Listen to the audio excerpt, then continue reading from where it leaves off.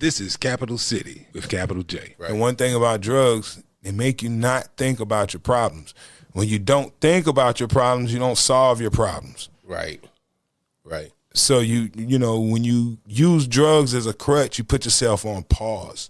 Mm-hmm. That's all you do. And when the drugs are gone, everything starts back up. Absolutely. So Lil Wayne found himself in jail Mm-hmm. with no drugs. Right. Every problem he hadn't addressed. Just crept in. Right. This is Capital City with Capital J. 1 2 1 2. Is this thing on? I think so. All right. It's Capital City. I'm your host, Capital J, alongside my main man. DL Glass. And this is the Capital City Podcast.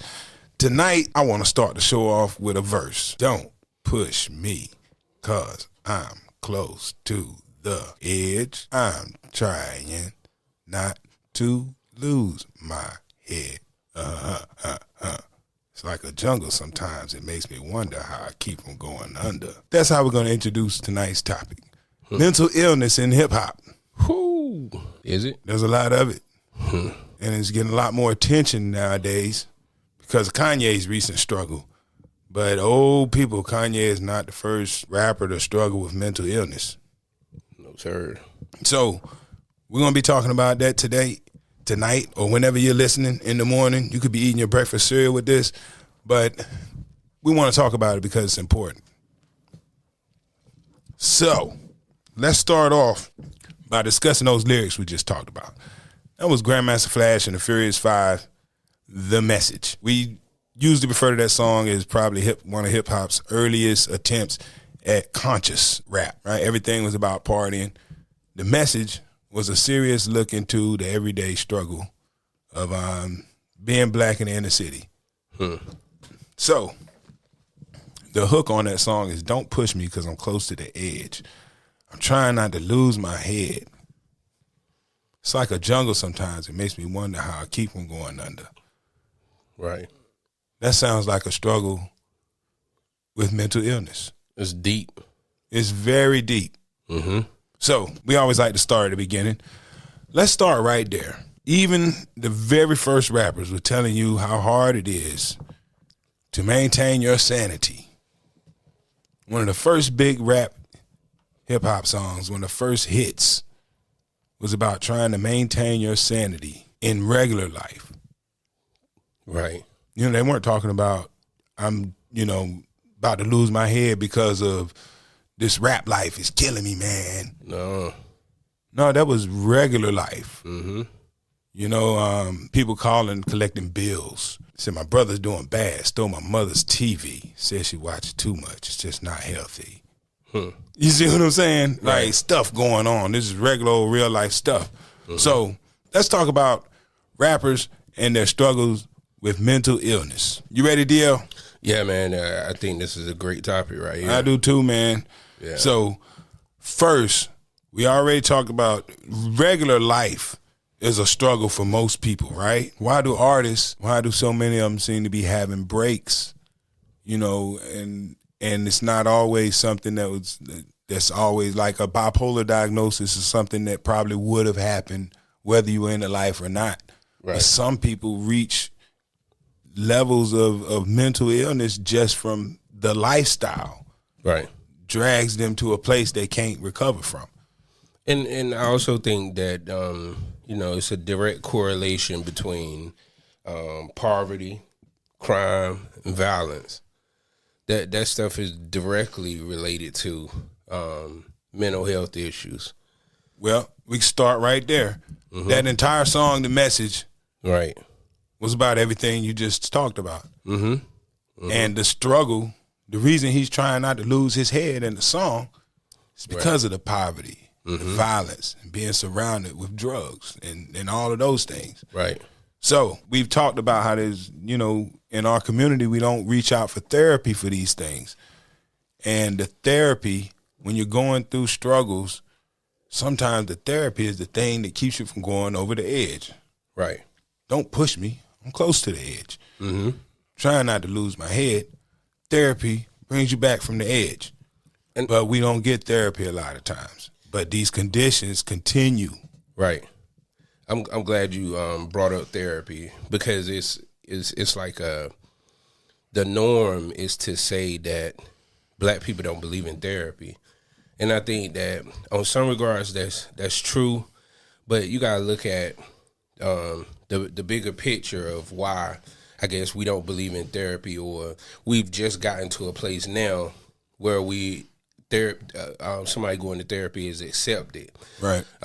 because it goes back to like healthcare and not having access to something like therapy. Mm-hmm. And you think about, if we go all the way back, and I hate to go this far back, if you go back to slavery, the therapeutic side of slavery was the singing in the fields. That's what slaves did to try to maintain some type of hope and positivity, Right. in a dire situation. Absolutely. That's the one thing that kept them from being broken. So first, we have to define therapy and what's therapeutic. Because therapy, when most people say, you think about a man on a couch, Right. you're sitting there talking to somebody, and that's a therapist. But But therapeutic things, the scope of things that can be therapeutic to you, right. are way more broad than a man listening to your problems. Right. So you start off singing. Mm-hmm. Is a form of therapy to help us heal over the trauma. Mm-hmm. Mm-hmm. So that's one thing. Now, on a side note from this, let me ask you your opinion on therapy. Do you think that the man on the couch has been more, I guess, and I hate to say the word beneficial for us, and when I say us, I'm talking about, products of America, because that's how what we're talking about has come about, is because this is a product of us being in America. Do you think therapy in that sense, laying on the couch, or like you said a second ago, what did you call it? A therapeutic, Yeah, things that are therapeutic to you Yeah. are not necessarily always therapy. Right. The way that we have defined it, right? Absolutely. And because I think, and this is just from my personal opinion, I've been in therapy and I've done things that are therapeutic. Right. The things that are therapeutic are more beneficial to me than actually going to therapy. And on a personal note, like I've been to 2-3 different therapists. I've been to therapists who look like me, and I've been to therapists who didn't look like me. And every time I went, the trauma that has been associated with my life turns into a point of almost them being intrigued or wanting to hear more without offering, because I know nobody can give you You a feel solution. like almost like your story is more entertainment all of a sudden. Yes. Right. I can see that. But if I find a way to deal with this, I think the therapy part of it is great for you identifying that this right here happened and this may be causing you to feel this way. But the therapeutic part of actually doing things that are therapeutic, I guess enhance the whole cycle of therapy. And that's one of the things, now just having this conversation with you, I don't hear enough people talking about is completing the entire cycle. Because if you just sit there and have the conversation and it brings back all these memories or all this trauma to you, what do you do with that? Well, when you talk about people completing the cycle, let's think about, who do we know in the hip hop world who has struggled with mental illness and come out the other side of it? Found the right therapy, found the right therapeutic things to take part in. So, we're gonna break all this down tonight, people. Listen, first we define therapy in the traditional sense as, that's the man you go talk to. You're getting therapy. Or and then women. things that are therapeutic, though, can be good or bad. Right. Because sometimes, therapeutic, here's good things people do. Spend time with family. Therapeutic, right? Right. Getting in the booth. Right. A hobby. Things you enjoy, rapping, singing, dancing, art, whatever. Right. Therapy. Bad therapy, toxic relationship.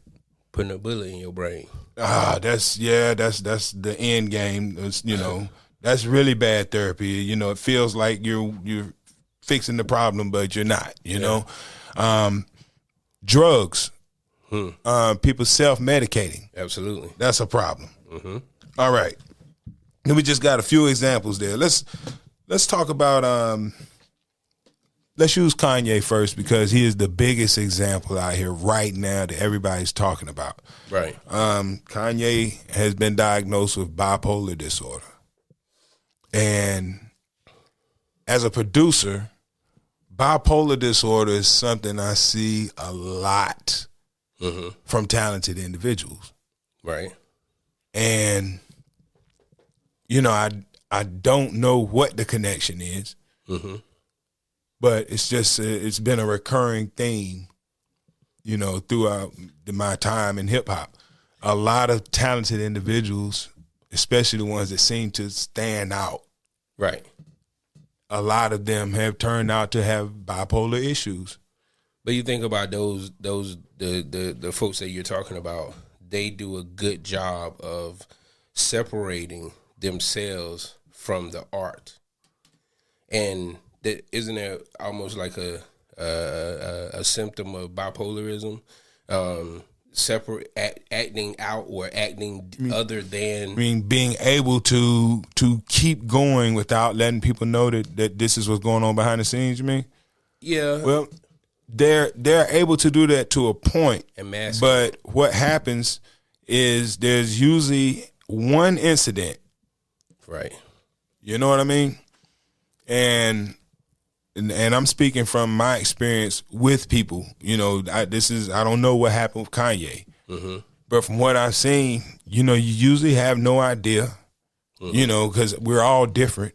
Right. So a lot of times, when somebody's different, the first thing you don't immediately assume that anybody's dealing with mental illness because they're different. Right. You say, well, that's that person's quirk. As you get to know people better, eventually that incident happens. And that is usually the first time they know. Episode. Right. They didn't know either. Right. You see what I'm saying? So everybody was in the dark. Yeah. And the incident happens. Now, for a talented individual, the way back from that is tough because the medication that they give you to help control the episodes, I haven't met a person yet that has taken the medication and is 100% the person that I knew before. No. You know what I mean? Right. And that's a tough choice. Absolutely.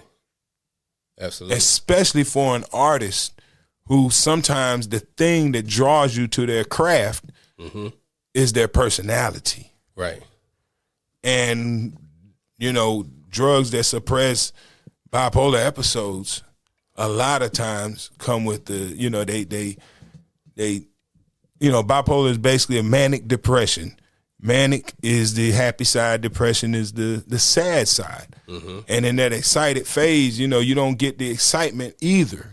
You may not get the depressed side, but you're not going to get the high that allows you to be at the top of your craft. Or no, I'm not saying this is the case for everybody, but this is the way a lot of people have felt. You see what I'm saying? So once they take the medicine, the episode is over. But now they're not doing what they used to do. Right. They don't laugh at the same jokes. Right. They're not interested in the same movies. Not as excited about things they used to be excited about. And now the choice is, do I live with this new me or take the chance on the old me that I like and that everybody's used to? But you have a risk there.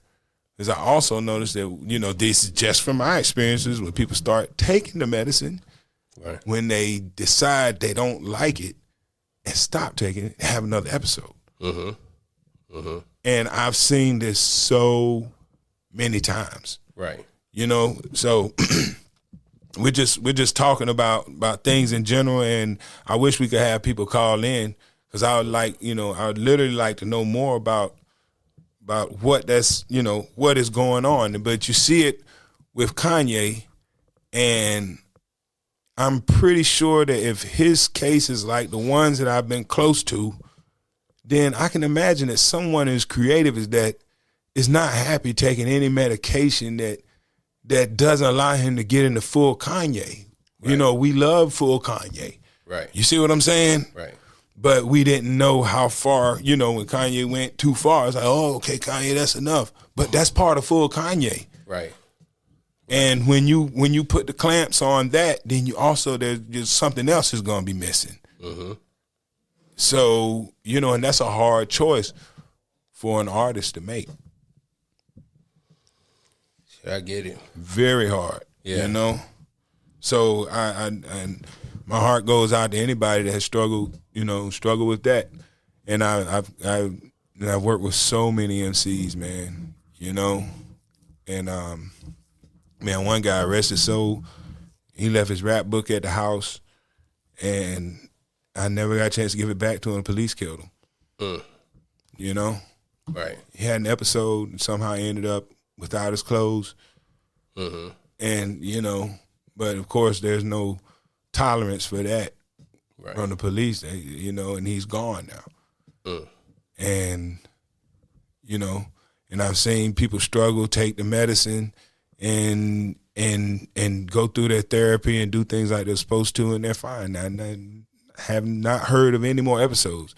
Right. I've also seen people that didn't want to do it, and then they try to self-medicate with drugs and all kind of other stuff. Right. And just go down a horrible path, Well, a close friend of mine is within the medical field, and they deal with behavioral patients. And a lot of those episodes come from drug use. Mm-hmm. You have a bad trip, and that can be any drug, not just the hard stuff. It can be any drug that puts your mind in that alternate state, and that person is never the same again. And so, I think on some levels we're all born with certain defects, and it just takes a traumatic or dramatic experience to bring it out.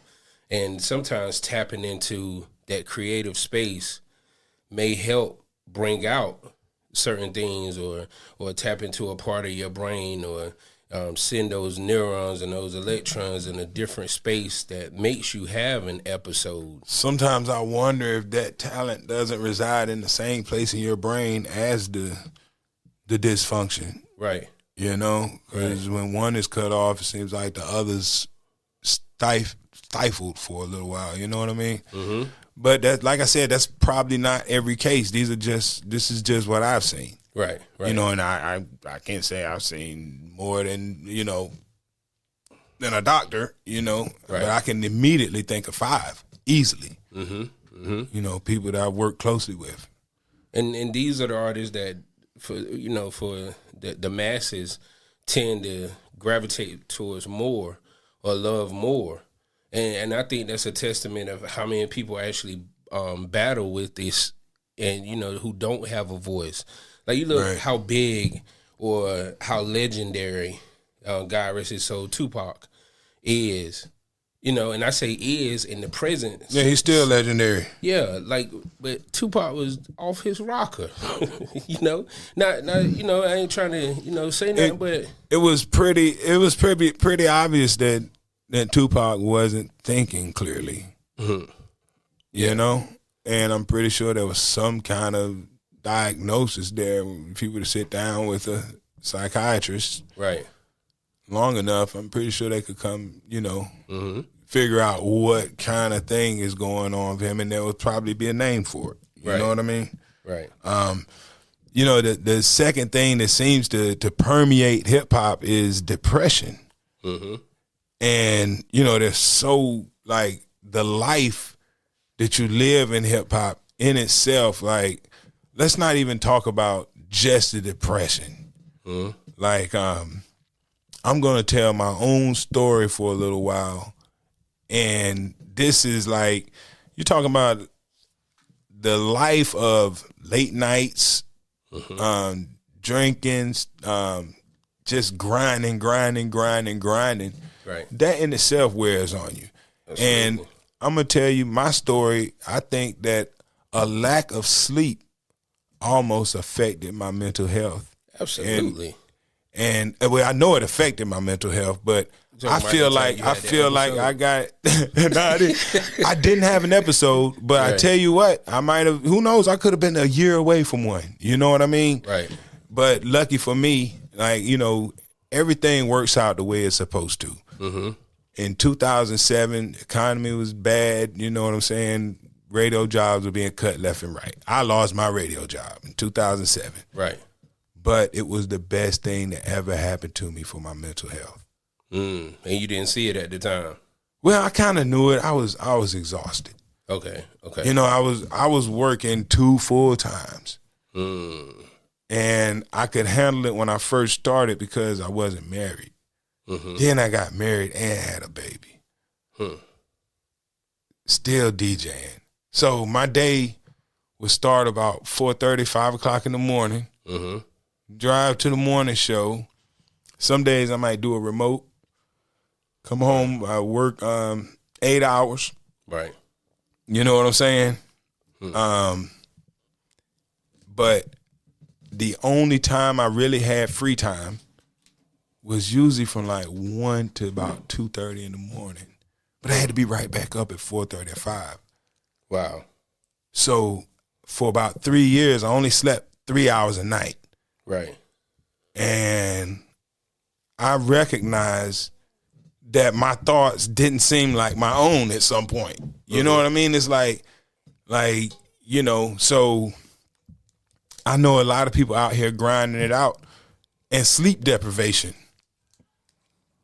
will cause you to not think clearly. Absolutely. You know what I'm saying? I don't know if you would call it a mental illness, but I know that before that period of time, I could not relate to those commercials on TV where you see somebody sitting there staring out the window and they go, "What's wrong? Don't feel like doing anything, having mood, anxiety, all this stuff that I had never felt before."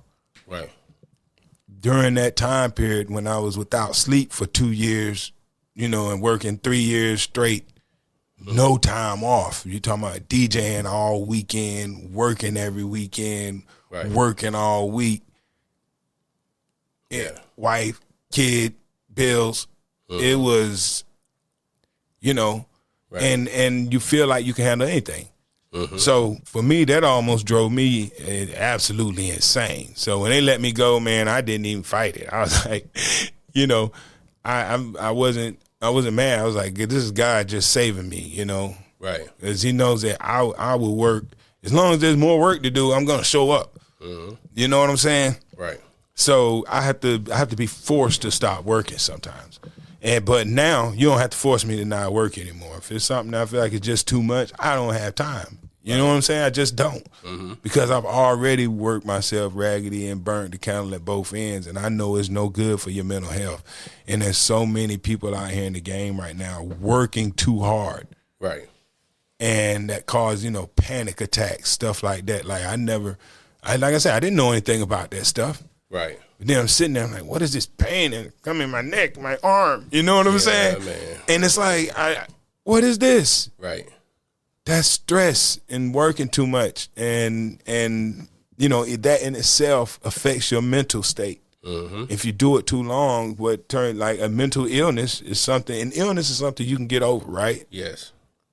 But you can actually, and within the illness, if you don't treat it, it can become permanent damage. Absolutely. You know? And I feel like I stopped burning myself out just in time to not have damaged myself permanently.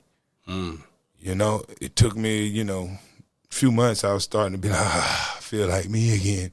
Right. You know what I mean? But yeah, these rappers out here, man, like Lil Wayne. Lil Wayne was talking about how depressed he was. You know, like, and I don't think he's ever been diagnosed bipolar or anything. No. So this is, you know, what he's depressed about. You know, we got to think. We look at rappers, stars, and we say, you got everything. What are you depressed about? Right. Well, he was in prison in 2010 when he was depressed. Mm-hmm. You see what I'm saying? Right. And that's, he had a lot on his mind. That give you a lot of time to think, because when you're out of prison, you're self-medicating with drugs. Right. And one thing about drugs, they make you not think about your problems. When you don't think about your problems, you don't solve your problems. Right. Right. So when you use drugs as a crutch, you put yourself on pause. Mm-hmm. That's all you do. And when the drugs are gone, everything starts back up. Absolutely. So Lil Wayne found himself in jail with no drugs. Right. And every problem he hadn't addressed just crept in. Right. Mm-hmm. So that's Lil Wayne's situation. He said there it is. This is his quote about being in jail. I ended up thinking about all types of shit. I'm quoting Wayne. You know what I'm saying? But that's the first thing he said. He's sitting there thinking too much. Now, right now, my internet has paused, so I can't scroll down. But that's enough. That's all I really wanted to say. Mm-hmm. He had too much time on his hands to think without the drugs to stop him from worrying about the problems. Right. You see what I'm saying? So first off top, if you're dealing with any type of mental anguish, don't use drugs as a crutch. You're just kicking that down the road. And if you add new problems in, they all going to come rushing back. Right. At the same time, you got to be able to tackle things as they come so they don't snowball on you. And that's what drugs have done to a lot of rappers out here. You know what I mean? Mm-hmm. When they finally, And now it's, with some of the newer rappers, and I hate to say some of the newer rappers, but they make it okay to self-medicate and to mask the pain and all the other stuff, which brings me to, pain music and how that they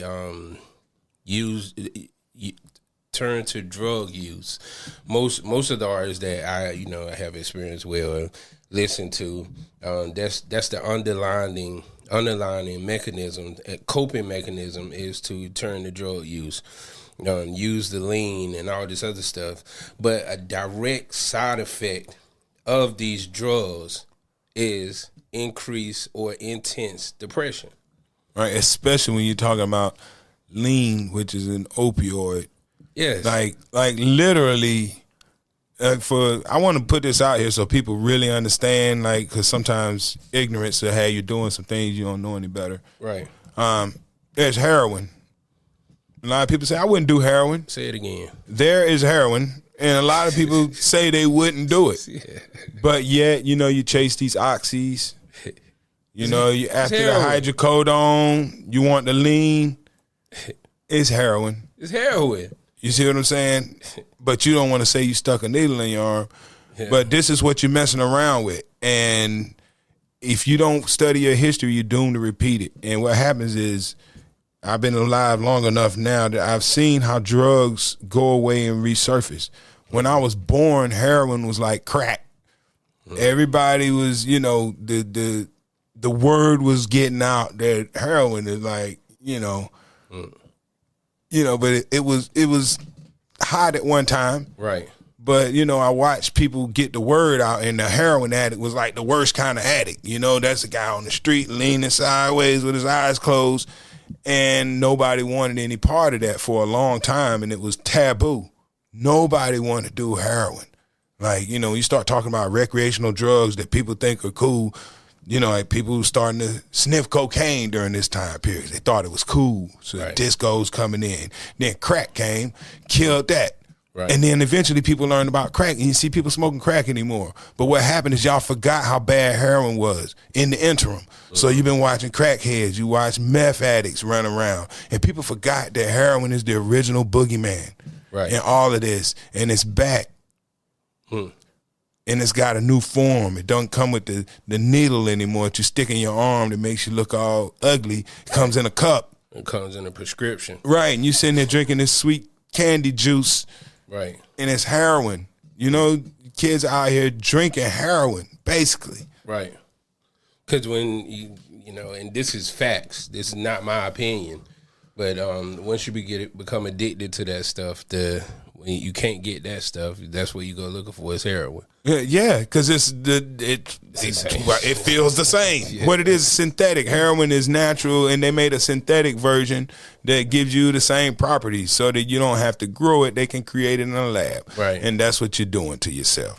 And what happens in your brain, why it causes mental illness, is because it attacks your dopamine. Right. You know what I'm saying? Sends so much dopamine out. That's what makes you happy when you do drugs.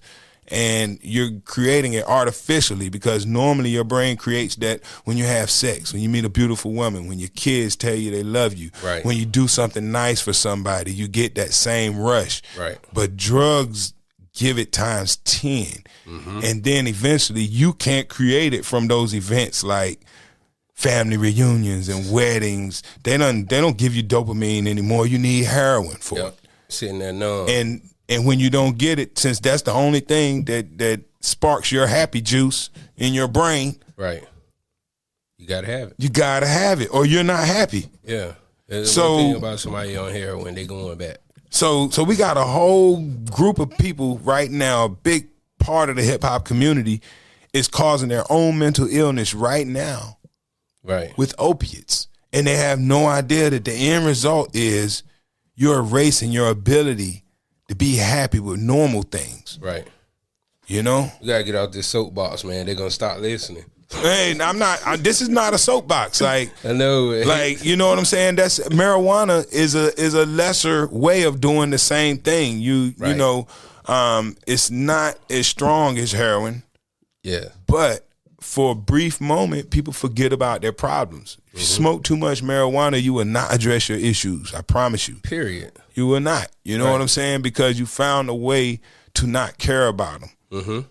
And that's what marijuana does, you know? Right. And if you smoke too much of it, eventually, the only thing that's going to make you happy is more weed. You're not going to find joy in the regular stuff. Right. You know what I mean? But, you know, it's not by any means the effect that a heroin or opioids is going to give you, you know what I mean? Right. But I'm just saying, you can't do too much of anything, and you can't use, even alcohol, it's legal to buy, but you can't use it to alcohol is a depressant. To cover up a problem, right? You know what I'm saying? Yeah. Like, but anyway, we digress just a little bit. But let's talk about Kendrick Lamar for a little bit. Interesting story, man. Kendrick Lamar said he was depressed, and you know the level of talent that Kendrick Lamar has. You know, I'm not saying you got to be crazy to be talented, right?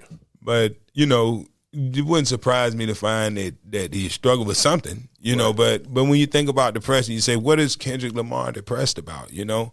Right. But it turns out that he has an issue, like his battle of depression comes from not being able to do enough with what he has. He has a huge platform. Right. He has money and influence. Power to some degree. And with all of that, he can't get the people around him to not kill each other. Right. And that, you know, that causes a depression for him. It's like, why do I have this?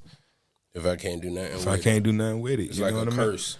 I mean? Right. Especially for somebody who wants to cause change. Right. You know, so, and you know, here goes another thing that a lot of artists, like we see artists struggle with their mental illness while they're in the limelight. But the thing that people don't talk about, and I'm going right back to comparing artists and athletes. The thing that people forget about is when the applause is over. You know, this is some, like, artists, athletes, they've been performing for the approval of an audience. Right. For years. Right. And audience is a crew. Yeah. You know, they love you when they love you, but when they don't love you anymore, they let you know. They don't give a shit. I'm sorry. They don't care how you feel. Sound like Mitch from Paid in Full. I mean, you know what I mean? Yeah. It's like, F your feelings. If I stop, are they still gonna clap for me? Nope. They still gonna love me? No, and that's just as real as it gets. That's life. It's all gonna come to an end one day, but you have to prepare yourself for that too. Right. And when the end of all that comes, some people can't handle that, and that's another cause of that causes some people mental illness. When Absolutely. you're used to walking out of the house and everything's free and everybody wants you, everybody's inviting you everywhere you go. Mm-hmm. And then one day that stops and you realize you don't even know how to set up a social gathering because you've never had to do it the way normal people do. Right. Every time you wanted to attend a social function, you were invited and you were the main guest. The main guest, yes. Now all of a sudden nobody cares if you're there or not. Right. And so you have to learn how to have a social life. Right. And that can drive some people, to an episode. Exactly. That's why you find, and then you wonder, what's wrong with that guy? Do you know who I am? What do you mean there's no table? You know what I'm saying? Flipping over stuff, you know what I'm saying? Doggone it, I won a Grammy in 1996. Right. And there goes your episode. Right. And that's not the first time it happened. It's like the 150th time, and now it finally broke. It's like, I can't take being normal. Right. Ain't never been normal, And it's just so many things out here that hip hop is fighting against and trying to, right. So the battle for mental health is real, and while all that's going on, you got to think, man. There's also the added burden of being the only person in your circle with any resources. The provider. Oh my gosh. Right. The provider is dealing with a true mental struggle. Absolutely. That's the weight of the world on his shoulders. Look at Soulja Boy. So when you see the guy flashing money and smiling, right, and then they tell you they're depressed on the other side, you got to understand it's bigger than that money they're flashing, because some of them mom is sitting there worrying them. Mm-hmm. Like, Mama, I just gave you $5,000. Then you supposed to put that on the more. Your cousin needed a car fix. Right. Can you just pay it now? You know what I'm saying? Like, it's some people actually living that type of life, and they have the burden of supporting their entire families. Right. Like you're sitting here, Britney Spears. Her mental health struggles have been documented a lot lately. Right. But look, man, everybody in her life was earning money off her work. Mm-hmm. Yep. You know what I'm saying? Right. So there's no telling what kind of mental health she would have had she not been busting her hump for the past, 15 years, touring relentlessly, singing, dancing, staying in shape, trying to look cute, trying to stay out of the tabloids while she want to be having a normal life at the same time, can't have a boyfriend, daddy taking all the money. You see what I'm saying? Like, that'll drive you crazy. Well, that's a consistent theme that if you listen to majority of these artists, if you listen to them, the consistent thing is like, I don't know if this is what I wanted. This is what I signed up for, because I can't be normal anymore. Right. And some people sign up for that, and some people don't know that's the result of fame. Right. But they and then, like I was about to say, you got Jay-Z said, "Give me all of it." Yeah, but yet he ended up talking about he felt depressed. Yep. and Jay-Z is somebody who you can kind of, he wanted this level of attention from the beginning. Yeah. So this was his end game. Mm-hmm. I remember getting involved in, as I got more popular, I didn't like, it was uncomfortable to me to be, one, if anybody act giddy when they see me, oh my God, it's Capital J. Right. That makes me extremely uncomfortable, because I don't look at myself like that. Right. You know what I'm saying? Right. So it's like, well, it's weird. You know what I'm saying? But it's happened before.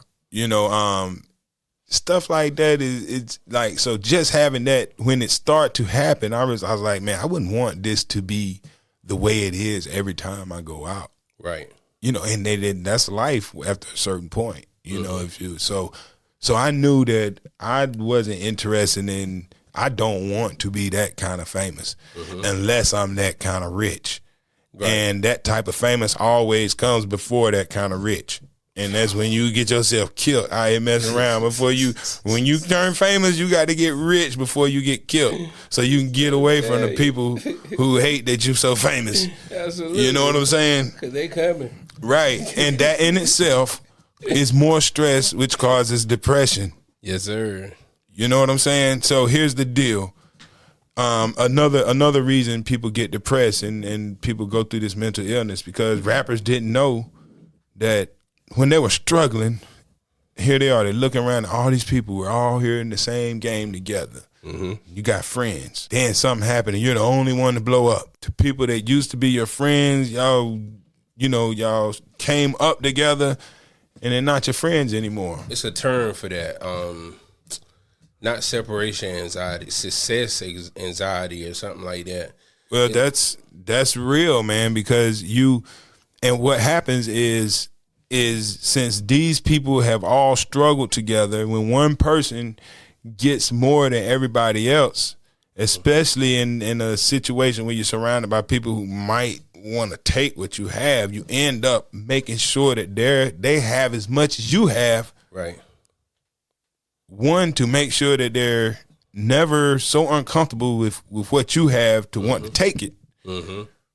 And two, just so that you can keep people around who knew you when you were really you. Right. Right. You see what I'm saying? That's what I was saying earlier about the bipolarism. Because, like you said, that at some levels people want to keep people around, or that's how you have an artist who wants to, quote unquote, keep it real and keep doing dumb stuff out in the streets and stuff. Right. Because they can't separate. Scared. They've never been on their own. Yes. And you know, as hard as it is out here in the streets, and as much as everybody says, I made it out here all by myself, the truth is that crew, that posse has always been there. Yeah. You know, they tell you, these are my day ones. We birthed in the same hospital. Mamas are best friends. Mm-hmm. We went to kindergarten together. You know, these guys, and, you know, they stay in the same neighborhood all their life. Right. So, you know, it's hard to go out here and imagine a life without the people you grew up with. But the only way to keep them around is to make sure they have stuff, too. So now if you got 4 friends, you got to work for 4 people. Mm-hmm. You see what I'm saying? Right. That's why you cut them off before you make it. Go ahead and cut them off. Everybody can't come, B. Everybody can't come. Hey, but they need to stress me out. You know what I'm saying? So go ahead and change your number and start answering the phone, B. Hey, man. Hey, my computer's frozen, man. Who's next after Kendrick Lamar? And so when you leave here, I think you still got time to stop by Family Dollar and pay the lady at the register the extra $5 for the upgraded plan for your phone. Hey, man, we in this dungeon down here. You know, it'll work when I walk out the door. Dog Man X. DMX. Now, having met DMX several times, I'm almost, well, of course, it's obvious that DMX had mental issues. Yeah. But it didn't take long to see it, you know. Spend a little time with DMX and you know something's not right. Crack could do it to you. Yeah, he did smoke a lot of crack, didn't he? Yeah, crack could do it to you. Yeah, and crack eats that dopamine right up too, man. Tears your brain to pieces, man. Yeah. You know what I mean? So but DMX, here's the thing about DMX, this dude is all over the place. But I think he had bipolar in his diagnosis, didn't he? Yes. Yeah, I thought so. Yes. Yeah. You know, those extreme highs and extreme lows are associated with bipolar. You know, that's what I saw out of DMX. I'm pretty sure he wasn't medicating. If we're in the middle of an interview and he's bawling, crying over something that he just remembered. You see what I'm saying? Because that's an extreme low that just came out of nowhere. So I'm pretty sure you're not medicating if you in here crying during an interview with some strangers. You know what I mean? Right. Then you got next is Chance the Rapper, and he struggles with anxiety.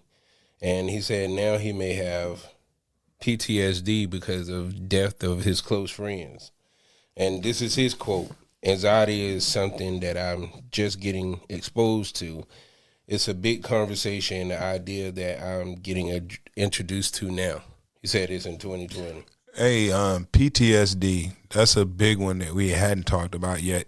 And Right. I think that may be one of the leading causes, too, of you know, I think a lot of our community is dealing with post-traumatic stress.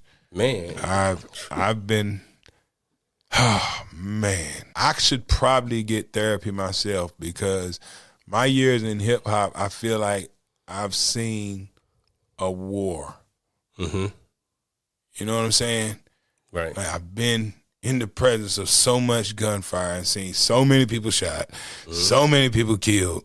It's just at clubs and stuff. Right. You see what I'm saying? Like I've never been in a war, Right. but there's some soldiers that I'm sure there's a soldier or two that has made it to Iraq and back without seeing anybody killed. Mm-hmm. As a DJ, I know that for a 10-year stretch, man, once a year I saw somebody killed. That's crazy. You know, and if not saw it, then I, you know, was there the night that it happened. Might have happened in the parking lot, you know. And sometimes it's people that I knew, you know, like guys that used to come to the club and turn up all night, you know, and then somebody kill them and they're not there anymore.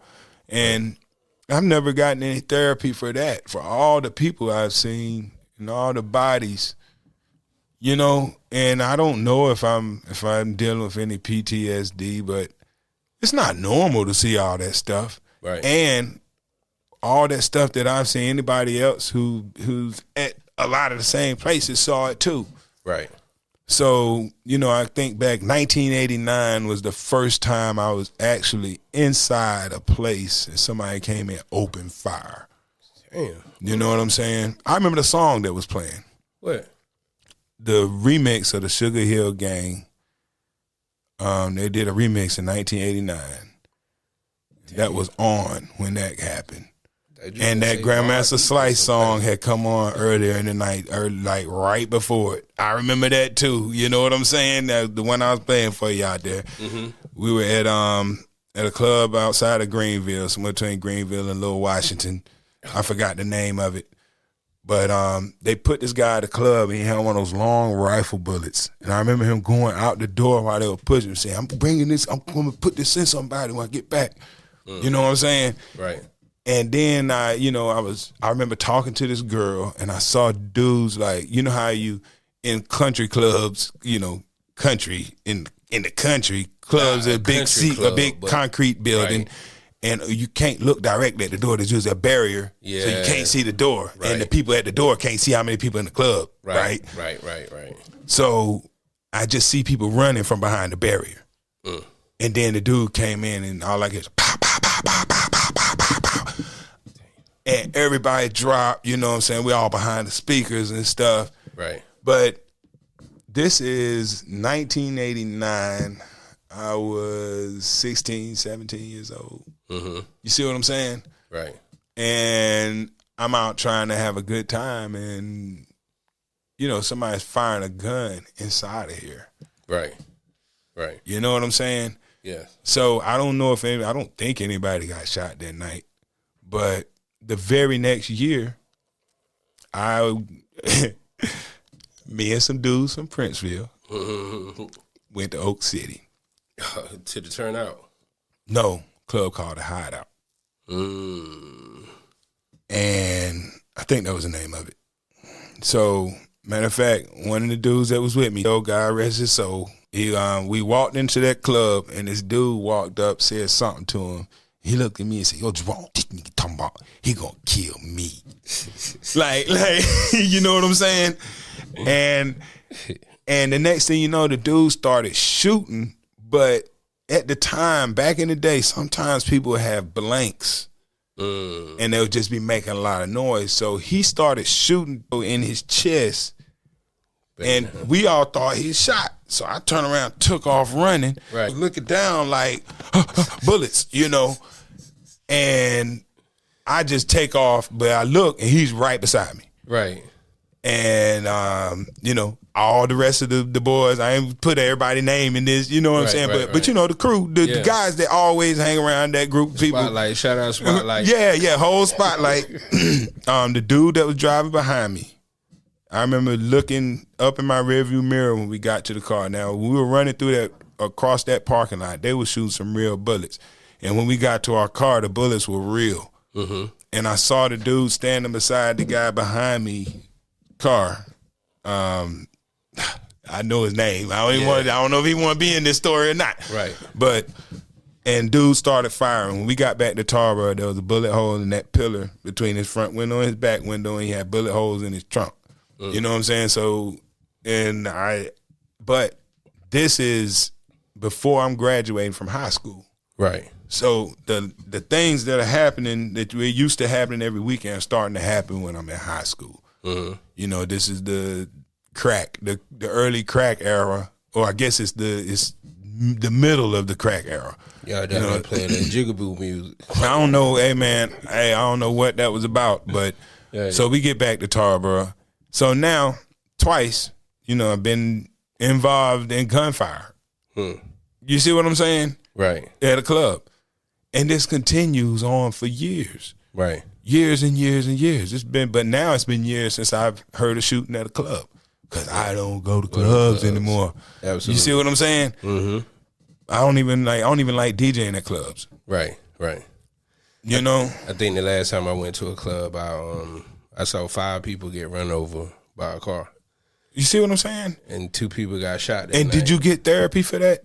Heck no. Well, that has affected both of our mental states. And these things happen, and there's no therapy for that. When I was 16, I went home that night. I took my mom's car to the car wash at 4 o'clock in the morning. It was freezing outside, but I couldn't. But I took off so fast that I threw mud all up the side of the car. Drove it all the way back. And I had to wash the car at 4 o'clock in the morning and then go home and act like nothing happened. Act like nothing happened. You see what I'm saying? Right. Never dealt with it. Never dealt with it. Never and talked about it. Man, and there's so many of us seeing this weekend, every weekend. And it's a hard thing to see, but you don't really think about the mental side effects of seeing all this violence. Yes. You see what I'm saying? So it's normalized. Right. And and sometimes when I find myself in a situation, like when this is what I'm used to, then sometimes I find myself in the mood in the wrong place. Right. At the wrong time. Right. You see what I'm saying? Right. Not being able to separate it. Right. Like, like, for example, if I'm used to seeing, like, I see fights happen in the club, and then somebody break it up, and the person who got away go get a gun and shoot the person, Right. So immediately understand that I'm not trying to get in a fight first. But if I do, you got to turn off. I'm going to disable you. Yes. You understand? Like, understand that off top. Right. You got to turn all the way You're up. not getting up and going to get no gun if you get finished fighting with me. Absolutely. You see what I'm saying? Right. Because of what I've seen, I go about stuff like that in a different way than maybe most people might. Right. Every fight is life or death. Right. So I'm not ever trying to start a fight, ever. Right. But if I ever get, when it's time to. Right. I got to finish it. I'm fighting as if my life is on the line. Because you never know. Because if you get up, then you may do something crazy that could be the end of me. Right. So, and even, you need therapy for all of this stuff, man. Like, I know that when kids see school shootings, they get them all therapy. And I've been to so many club shootings. Right. Stabbings, you know what I'm saying? I had a dude walk right past me, got stabbed in the club one night. And I was like, what's wrong with that guy? He just kind of bumped me and kept right on going, It's like, jeez. But then I look, and this dude had a 2-foot wide trail of blood from the back of the club out the door and dropped dead before he got to his car. Somebody stabbed him in a crowded club, and nobody even knew what happened. And we need to, as a community, we need therapy. Yes. We need it.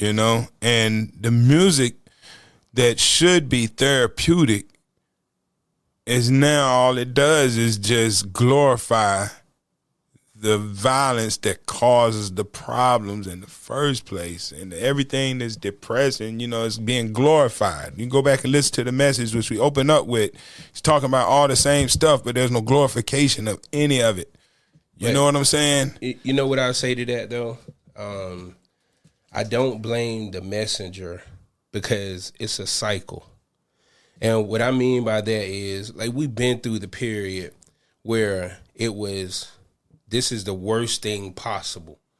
But this is, like we said, it's normal for people who look like us. It's so much a part of our lives that how long are we going to cry about it? Now, I know that it's getting back to that point now with the music, but you think about the 90s where violence and stuff like that, now that's where it was really glorified, this violence and stuff that plagues our community. And you walked around with your chest out. It was being a G, being tough was the thing to be, but that was just a mask. Because of the pain and everybody was really hurting on the inside. Yes. Because we had just come out of a situation where all the gains that we got from the civil rights movement had been erased with a wave of a magic crack wand. Absolutely. And we're coming out the flip side of that. And, it's like we got hit by a wave, just 10 years before crack, you get black people, some of the first black people integrating neighborhoods we could never live in, going to schools we could never go to. Right. And taking advantage of education that we could never get. Right. And the black middle class was expanding, had places where it's black home ownership. A lot of those neighborhoods, when crack came, man, the first thing they did was obliterate those neighborhoods, man.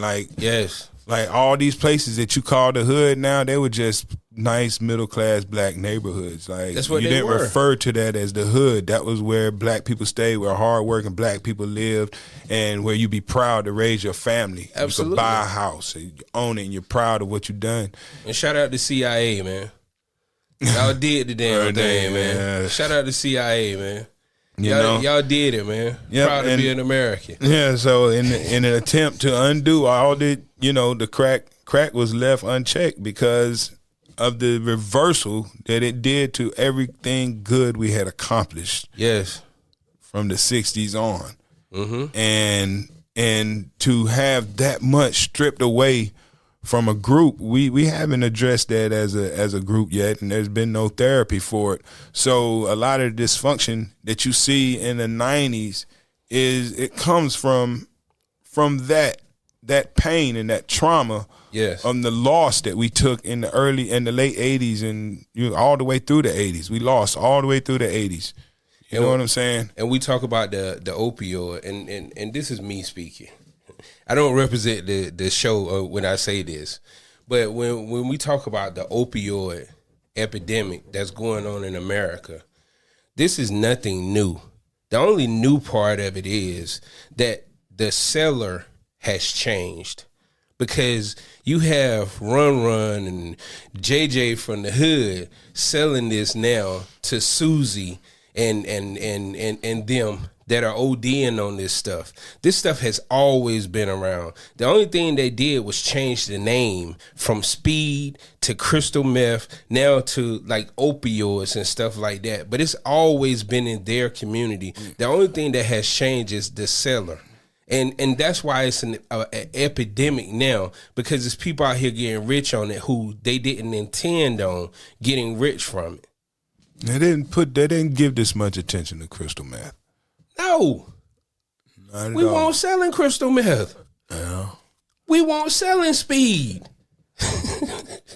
This is true. You know what I'm saying? And like I said, man, there's no therapy for living a life in a place where you watch so many people have access to so much opportunity. Yes. And that opportunity is not afforded to you. Then that in itself causes mental health issues, people. I'm trying to tell you, there's nothing harder on the mental than living in a place like America, the shining beacon on the hill, watching everybody like you can move here and get I watch people move here, don't speak well. They open up a store right in the neighborhood that nobody in the neighborhood could get a loan to get.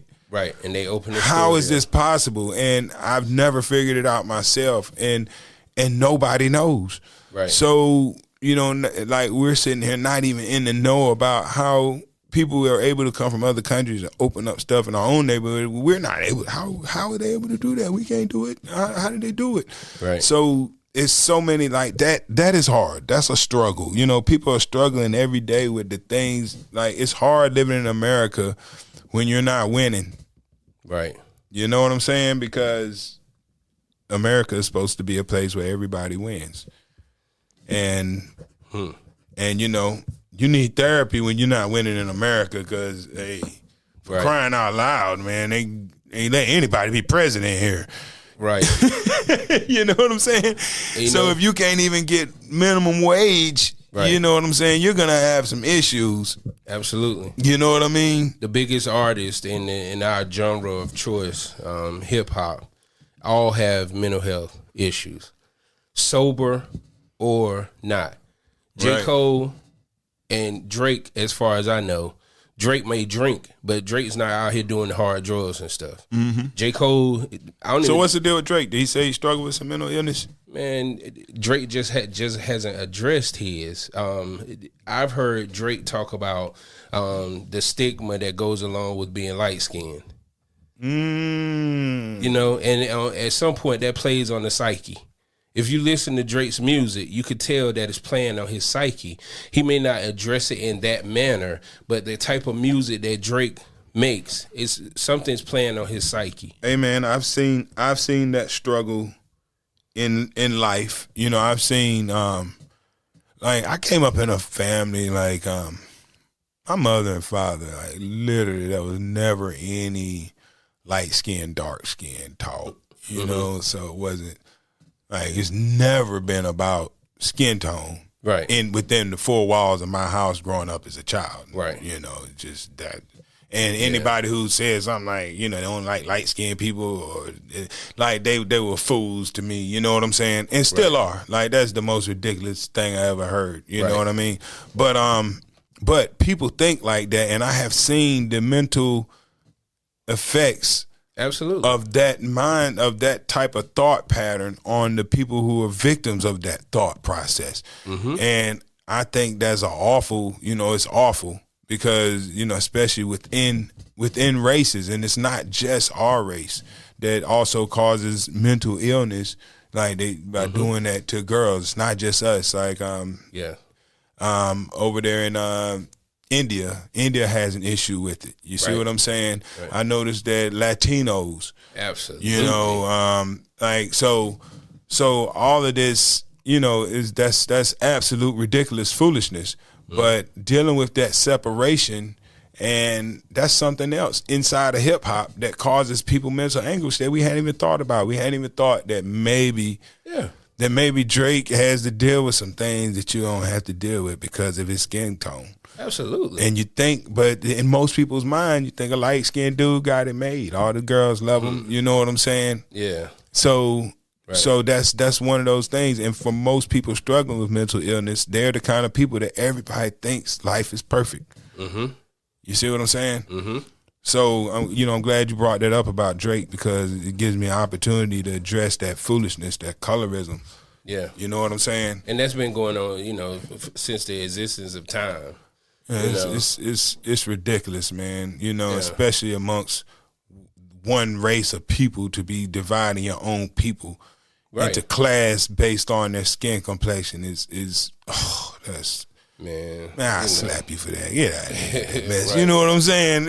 Yeah, man. But I can also say that growing up, when I didn't hear anything about that until I moved to Eastern North Carolina. This is the first time anybody ever called me light skinned. I don't consider myself light skinned. You know what I'm saying? Like, I feel like if you were to take black people and take your darkest to the lightest, I would consider myself probably right in the middle, as middle can get. You see what I'm saying? Right. So, when somebody says that's light skinned, that means they've already been ingrained Yes. with something that was foreign to me. Light skin, what do you mean? You know, like when you think light skin, I'm thinking of a black person that could pass for white at that time. Right. Because that would be light skin. Everybody else is just brown. You know what I'm saying? Brown. But yeah, they were divided up down east, man. Yeah, man. Yeah. So. Yeah, I'm glad we touched on that, man. You know, the colorism causes mental instability within our own community, man. You shouldn't, you know, you got people they're telling little girls they're not pretty because their skin is darker than somebody else, man. Your dark skin is beautiful. Right. Light don't do that on other people's skin. Right. You enjoy that dark skin. Pretty for a dark skinned girl. Yeah, like statements like that. That's that BS. Yeah, and you know, Scarface. We're gonna try to get through the rest of this right quick because this is a good one, man. We need to have a part 2 of this. Yeah. And there's some people that I would like there's actually one person in particular I'd like to bring on. I don't have the liberty to talk about his struggle. Okay. You know what I mean? But if he would be willing to share it. Right. Especially coming from a rapper who's dealt with it, because like I said, I know so many people, and I would love to get a little bit more on his story. Right. But let's jump into Scarface right quick, man. Scarface is probably one of the most certified, well documented. You know, he's been dealing with mental illness since he was 12 or 13 years old. But the thing about Scarface, man, is his mental illness is I would say it's a little bit more serious than even some bipolar that some people had show up when they're 20 and 21, 19. Right. Scarface, you know, he was institutionalized briefly. You're talking about 12, 13 years old. So his mental illness showed itself way earlier than most. Right. And he has way more experience dealing with it. Right. You know, so here's a guy who has the most well-documented cases of mental illness out of everybody we name. Mm-hmm. But has given you the least problem. The least problem, absolutely. Absolutely. Ran for office. Yep. In Houston. Yep. President of Def Jam South. And when Jay Prince brought him, Willie D, and Bushwick Bill together, genius. Yeah. Because the stuff that Willie D was talking about, he had mental issues. Oh man, and Bushwick was definitely mentally ill. What better group of guys to call the Ghetto Boys? They should have called them the Psych Ward Boys. Yes. Because when I saw that picture of Bushwick coming out of there, I was like, oh, they come out of the mental hospital. But then I looked close, I was like, oh, that's the hospital. His eyes hanging out of his head. Yeah, I know that was real. The guy shot in the face. Yes. Man. But to even put that on, for all three of them to agree to make that the album cover, let you know they give two. That let you know exactly where they were, man. Yeah. But yeah, man, there's so many levels, and there's so much to talk about here, man. Like, I don't really want to end this. You know what I'm saying? Like it's so much more, man. Like, we talk about that therapy, and you know, artists using the music as therapy, man, and I hear a lot of that when I listen to Lil Baby, man. I think he makes great therapeutic music for today's listener, man. If you really sit down and listen to what he's talking about, he doesn't glorify quite the way that everybody else does. He speaks about what's going on from a point of, I wish it wasn't like this. Right. You know? Right. Rather than, I love that it's this way and I wish it would always stay this way, which is what you get from some other artists. You know, so he's definitely I think he's got some therapeutic benefit, you know, to his to some of his stuff, man. And I bet he uses his therapy too to get that stuff off, you know what I mean? Right. But we're an hour and 14, 15 in right now. Yeah, man, we just gonna have to cut it down. We're gonna have to definitely come back to this, man. You know, I want to leave with something, man. All right. You know, and I'm not gonna cut it out, you know, because I got away with it when we did the episode with Ski. But I think this choice of track right here is very fitting to end this one out. All right. And I'm gonna give us. This is Capital City with Capital J.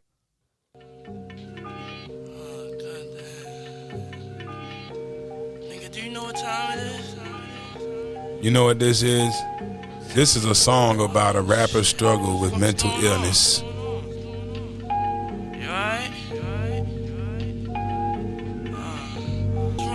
When I die, I wanna go to hell. Cause I'm a piece of shit, it ain't hard to tell. It don't make sense going. Hey, hold on, man. Cut it off for a second. Hey, listen, man. You open it right back up. We ain't stopping right now. We are not stopping right now. Anybody that says that, yes, is mentally ill. What? You know what I'm saying? What? Hey. This dude's going through something, man. But that brought me to the part that we did not get to, so we cannot get out of here yet, man, until we talk about suicide. Yeah, man. That's the end game for, mental. There is no fixing it when somebody goes there. And that song right there, that was an eye-opener, man. It let you know that Biggie, as jovial as he seemed, he had some dark moments. And he thought enough to write that down. Because he couldn't, I don't care how creative you are, bro. If you didn't go there at some point, you couldn't write that track. No. You cannot do that. And definitely, if you're talking about you want to go to hell, then I know, something must be wrong here. Right. Very, very wrong. Because, in the black community, it's not like people are not familiar with what hell is supposed to be. If you saying that's where you want to go, then I'm immediately questioning your sanity. Right. You know what I'm saying? But speaking of suicide, this is the one place we didn't get to. Your boy Logic. He did the 1-800-Suicide song. Right. And I think that was the biggest song in his career. He directly addressed mental illness, especially suicide, and getting help before it gets to that point. But you told me something I didn't know. What led him to write that song? And he talks about it in the song is what Charlamagne said about him. The media personality, Charlamagne, basically called him garbage and said that he shouldn't be rapping. And man, that was a part of it. But that was like the consensus of a lot of media personalities during that time. And they were tired of Logic. Yes, man. And me from a fan perspective, like, to me, Logic's not nice. Somebody else who was very critical of Logic, which we didn't get to him either, and he was kind of like the poster child of mental health during the time when the internet wasn't as popping. Joe Budden. I was gonna say that, Joe Budden, right? Man, Joe Budden still have his moments now.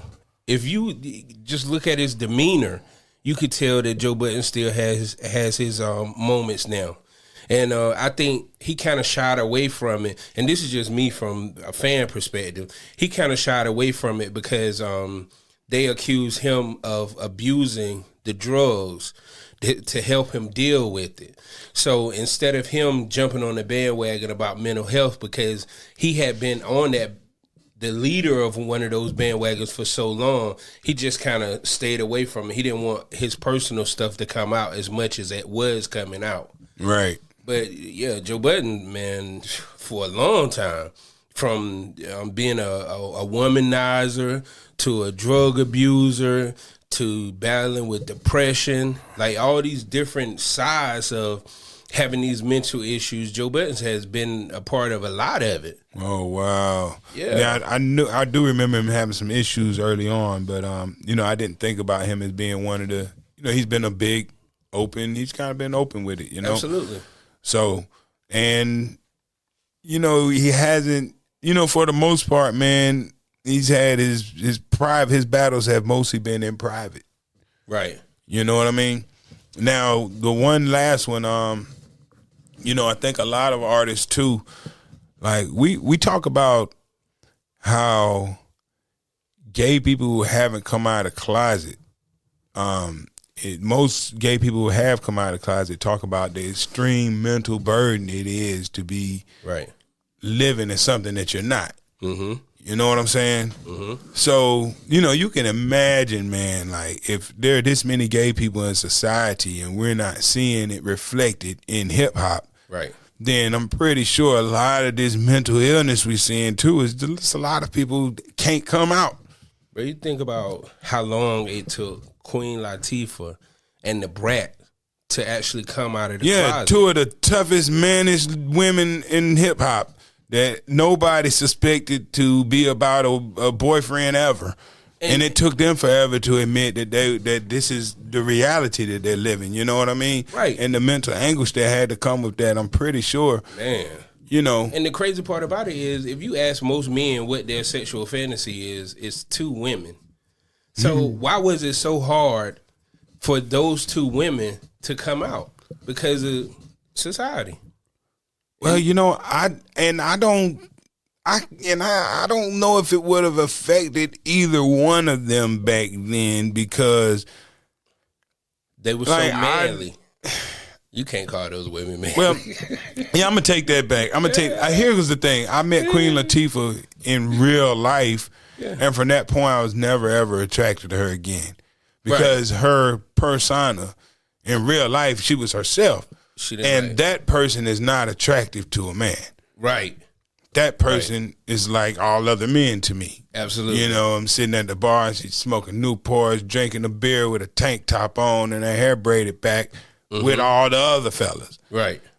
And you know, and I didn't have any problem with it at all. I'm just saying this is just her, and that's not it's not something that I'm looking at like. Right. But I remember when I first saw her, I did think she was very attractive. You see what I'm saying? But eventually, you know, you realize that's not what she's interested in, so I'm not interested. Right. You see what I'm saying? Right. And I kind of felt that way about the bread a long time ago. Absolutely. You know, I could tell she had that big chunky onion in them things, in them jeans, but I was like, she don't show it because she don't want dudes bothering her. That's obvious. You know what I'm saying? Ain't too many girls going to have an onion. Right. And they don't want you to know. Absolutely. Unless they don't want to be bothered. Like, I couldn't believe Remy Ma got married. You couldn't believe she got married? Nah, man, I thought Remy was into women. Oh, now her and Papoose been an item for so long that I was surprised. Now that didn't really surprise me because they've been together for so long. I remember that, but I'm just saying I was surprised. But here's the thing, like Rod Digger is kind of tough, but I didn't like meeting Rod Digger. She's I don't want to say masculine, but she didn't come on like as masculine as her rhyming seems to be. Right. And it's just that when you meet her, same thing with Remy Ma, you kind of tell they not gay. Okay. You know what I'm saying? Or, you know, maybe Rod Digger was, but she didn't seem gay to me. You know what I'm saying? But yeah, I could see you making that mistake from the rhymes. And then Queen Latifah on the flip side, her rhymes didn't sound as mannish and tough as Rod Digger and Remy Ma. No, you see what I'm saying? Right. But that's tell. Right. You know, but it's obvious when you meet them. Right. So you know, I don't know. I can't call it, but trying to keep that secret is damaging to your mental health. Yes. And you know how, and then even another thing, if you're famous and people are always speculating that you're gay and you're not, it's damaging to your mental health. Right. You know, like think about Puffy at this point. Whether Puffy is gay or not. Right. He can't get any rest because if he's not gay, everybody thinks he is. Yes. And that sucks. Right. And if he is gay, he hasn't come out of the closet and he's doing straight. At 50 years old, you still ain't come out of the closet. You know that has to be weighing on his soul. Right. And if that's the case, then you know that's because Puffy recently was on, you know, talking about how depressed he was. I think it was around New Year. You know, I'm depressed. And hey, and shoot, and we just went through this COVID situation. And like I said, man, hey, if you know anybody that's struggling with mental health, we always say this. I think the suicide hotline is 1-800-SUICIDE. Please have anybody that you think needs help. You make sure they have that number, and you stay with whoever you need to stay with. And and as far as the artists out here, man, y'all take care of yourself. Get some therapy if you need it. It's hard out here. And if you got a lot of people depending on you, you need your mind too. You know what I'm saying? So mental health is important. And we here at the Capital City Podcast, we care. Right. So we're going to tell you right now, drugs, that's a crutch. It's going to make it worse. Yes. You know what I'm saying? Right. Get proper sleep. Eat right. Practice making yourself happy with healthy things. Right. So you can teach your brain how to appreciate the things it's supposed to appreciate in life. You know what I'm saying? Look at a baby and smile. You know what I'm saying? Because babies are cute. Absolutely. and look, man, I think it's important to say too, like Cap J said, we care. So at any point that we touch on a topic and you want to share your concerns or give us feedback, send us an email at info@overheretv.com. That's info, info, at overheretv.com. And if we get enough feedback or things of that nature, we'll definitely follow up on one of these conversations. And if it could be something we missed. Right. And also because we get the numbers, like people, you guys are listening. Be sure to like and subscribe and comment. Whatever platform you listening to us on. Comment on the shows, because we, like I said, you can send an email, but if you put it out there for the public to see, that's even better. And you almost guaranteed to get an immediate response from us if you put it out there publicly, because this is an open platform, and us sharing our opinion or having conversation. Your opinion and your statements or being a part of the conversation is just as important. Mm-hmm. So yes, indeed, man. So, hey, like we said, people, we care. We love y'all. That's it. I'm your host, Capital J. It's my main man, DL Glass.